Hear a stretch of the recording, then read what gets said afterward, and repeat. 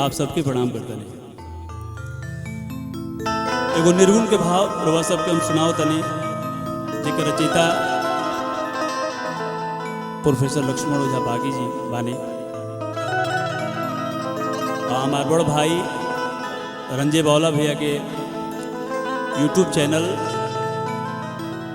Yes Ranjay भक्ति films के माध्यम से आप सब सुनो तानी। ए निर्गुण के भाव में हम यही कहल चाहता नहीं सरकार कि इस शरीर नाशवान है, सब केहू जानता।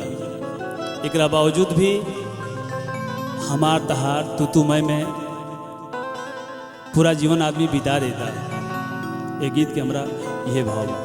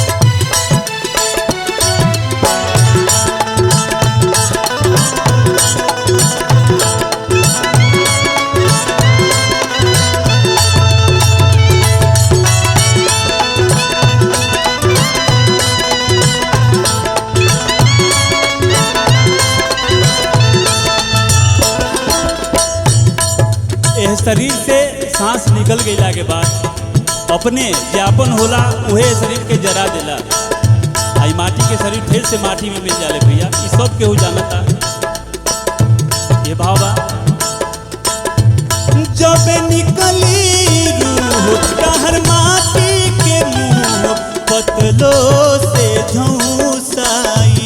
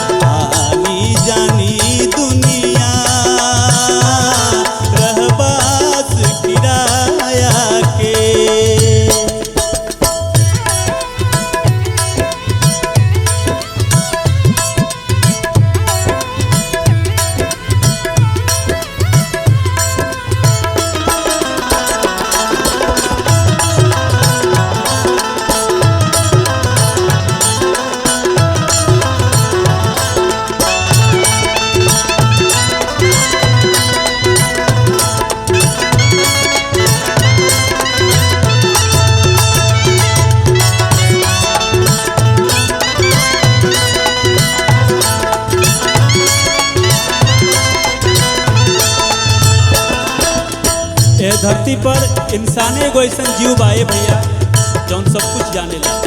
ये बात जानेला कि हम छुछे हाथे आए बानी और छुछ ही जाए के बाद तब कौना बात के तू मैं भाई जा भावा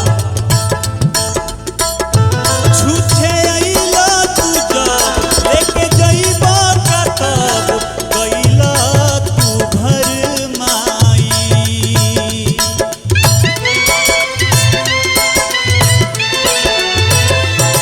मन बाउर करम कइला अधरम धरम के लसरियाई।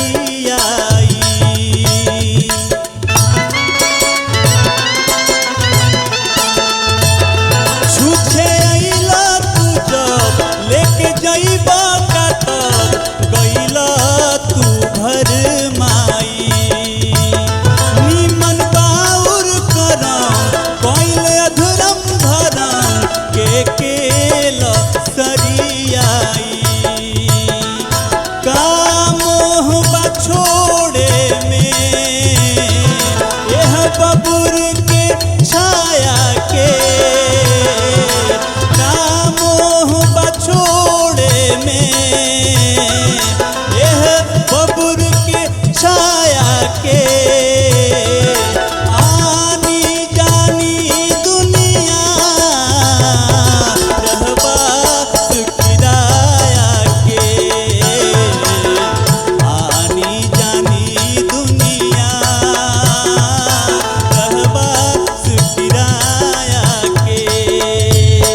छोड़ो तेरा मेरा भेद अपना पराया के। छोड़ो तेरा मेरा भेद अपना पराया के। आनी जानी दुनिया